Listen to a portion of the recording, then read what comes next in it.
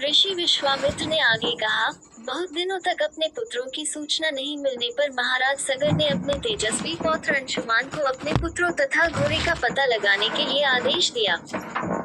वीर अंशुमान शस्त्रास्त्रों से सुसज्जित होकर अपने चाचाओं के द्वारा बनाए गए मार्ग से पाताल की ओर चल पड़ा।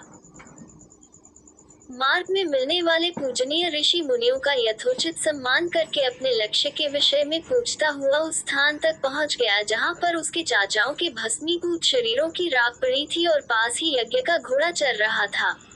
अपने चाचाओं के भस्मीभूत शरीरों को देखकर उसे अत्यंत क्षोभ हुआ। उसने उनका तर्पण करने के लिए जलाशय की खोज की, किंतु उसे कोई भी जलाशय दृष्टिगत नहीं हुआ। तभी उसकी दृष्टि अपने चाचाओं के मामा गरुड़ पर पड़ी।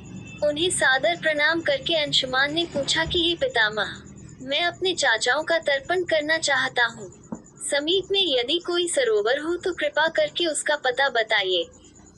यदि आपको इनकी मृत्यु के विषय में कुछ जानकारी है तो वह भी मुझे बताने की कृपा करें। गरुड़ जी ने बताया कि किस प्रकार से इंद्र ने घोड़े को चुरा कर कपिल मुनि के पास छोड़ दिया था और उसके चाचाओं ने कपिल मुनि के साथ उद्दंड व्यवहार किया था, जिसके कारण कपिल मुनि ने उन सबको भस्म कर दिया। इसके पश्चात गरुड़ जी ने अंशुमान से कहा कि ये सब अलौकिक शक्ति वाले दिव्य पुरुष के द्वारा भस्म किए गए हैं, अतः लौकिक जल से तर्पण करने से इनका उद्धार नहीं होगा। केवल हिमालय की ज्येष्ठ पुत्री गंगा के जल से ही तर्पण करने पर इनका उद्धार संभव है। अब तुम घोड़े को लेकर वापस चले जाओ जिससे कि तुम्हारे पितामह का यज्ञ पूर्ण हो सके। गरुड़ जी की आज्ञानुसार अंशुमान वापस अयोध्या पहुंचे और अपने पितामह को सारा वृतांत सुनाया। महाराज सगर ने दुखी मन से यज्ञ पूरा किया। वे अपने पुत्रों के उद्धार करने के लिए गंगा को पृथ्वी पर लाना चाहते थे, पर ऐसा करने के लिए उन्हें कोई भी युक्ति न सूझी। थोड़ा रुककर ऋषि विश्वामित्र कहा, महाराज सगर के देहांत के पश्चात अंशुमान बड़ी न्यायप्रियता के साथ शासन करने लगे। अंशुमान के परम प्रतापी पुत्र दिलीप हुए।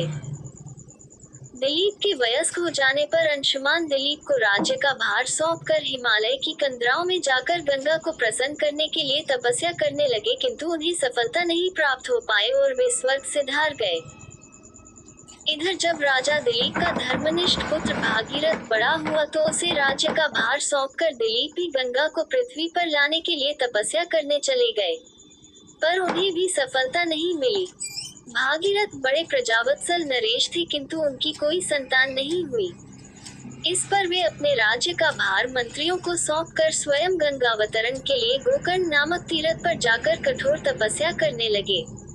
उनकी अभूतपूर्व तपस्या से प्रसन्न होकर ब्रह्मा जी ने उन्हें वर मांगने के लिए कहा।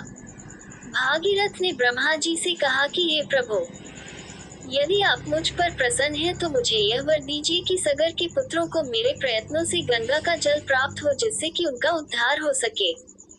इसके अतिरिक्त मुझे संतान प्राप्ति का भी वर दीजिए ताकि इक्ष्वाकु वंश नष्ट न हो।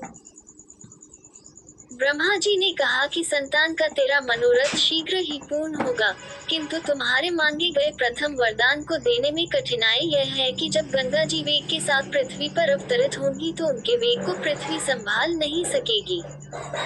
गंगा जी के वेग को संभालने की क्षमता महादेव जी के अतिरिक्त किसी में भी नहीं है। इसके लिए तुम्हें महादेव जी को प्रसन्न करना होगा। इतना कहकर ब्रह्मा जी अपने लोक को चले गए। भागीरथ ने साहस नहीं छोड़ा। वे 1 वर्ष तक पैर के अंगूठे के सहारे खड़े होकर महादेव जी की तपस्या करते रहे। केवल वायु के अतिरिक्त उन्होंने किसी अन्य वस्तु का भक्षण नहीं किया। अंत में इस महान भक्ति से प्रसन्न होकर महादेव जी ने भागीरथ को दर्शन देकर कहा कि हे भक्त श्रेष्ठ, हम तेरी मनोकामना पूरी करने के लिए गंगा जी को अपने मस्तक पर धारण करेंगे। इसकी सूचना पाकर विवश होकर गंगा जी को सुरलोक का परित्याग करना पड़ा। उस समय वे सुरलोक से कहीं जाना नहीं चाहती थी, इसलिए वे यह विचार करके कि मैं अपने प्रचंड वेग से शिव जी को बहाकर पाताल लोक ले जाऊंगी, वे भयानक वेग से शिव जी के सिर पर अवतरित हुई। गंगा का यह अहंकार महादेव जी से छुपा न रहा। महादेव जी ने गंगा की वेगवती धाराओं को अपने जटाजूट में उलझा लिया। गंगा जी अपने समस्त प्रयत्नों के बाद भी महादेव जी की जटाओं से बाहर न निकल सकी। गंगा जी को इस प्रकार शिव जी की जटाओं में विलीन होते देख भागीरथ ने फिर शंकर जी की तपस्या की। भागीरथ के तपस्या से प्रसन्न होकर भगवान शंकर ने गंगा जी को हिमालय पर्वत पर स्थित बिंदुसर में छोड़ा। छूटते ही गंगा जी 7 धाराओं में बढ़ गईं। गंगा जी की 3 धाराएं हलादिनी, पावनी और नलिनी पूर्व की ओर प्रवाहित हुई। सुचिक्षु, सीता और सिंधु नाम की 3 धाराएं पश्चिम की ओर बहीं और 7वीं धारा महाराज भागीरथ के पीछे पीछे चली। जिधर जिधर भागीरथ जाते थे उधर उधर ही गंगा जी जाती थी। स्थान स्थान पर देव, यक्ष, किन्नर, ऋषि मुनि आदि उनके स्वागत के लिए एकत्रित हो रहे थे। जो भी उस जल का स्पर्श करता था भव बाधाओं से मुक्त हो जाता था। चलते चलते गंगा जी उस स्थान पर पहुंची जहां ऋषि जहनु यज्ञ कर रहे थे। गंगा जी अपने वेग से उनके यज्ञशाला को संपूर्ण सामग्री के साथ बहाकर ले जाने लगी। इससे ऋषि को बहुत क्रोध आया और उन्होंने क्रुद्ध होकर गंगा का सारा जल पी लिया।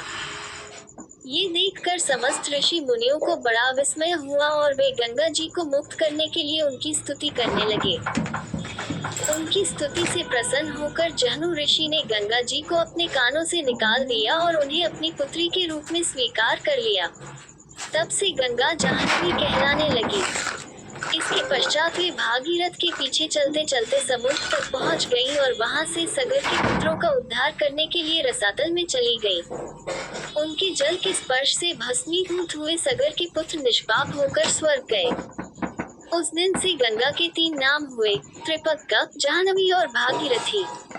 हे रामचंद्र, कपिल आश्रम में गंगा जी के पहुंचने के पश्चात ब्रह्मा जी ने प्रसन्न होकर भागीरथ को वरदान दिया कि तेरे पुण्य के प्रताप से प्राप्त इस गंगा जल से जो भी मनुष्य स्नान करेगा या इसका पान करेगा वह सब प्रकार के दुखों से रहित होकर अंत में स्वर्ग को प्रस्थान करेगा।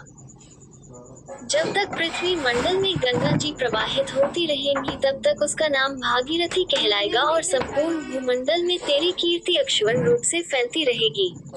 सभी लोग श्रद्धा के साथ तेरा स्मरण करेंगे। ये कहकर ब्रह्मा जी अपने लोक को लौट गए। भागीरथ ने पुनः अपने पितरों को जलांजलि दी। कथा समाप्त होने पर वे सब विश्राम करने चले गए।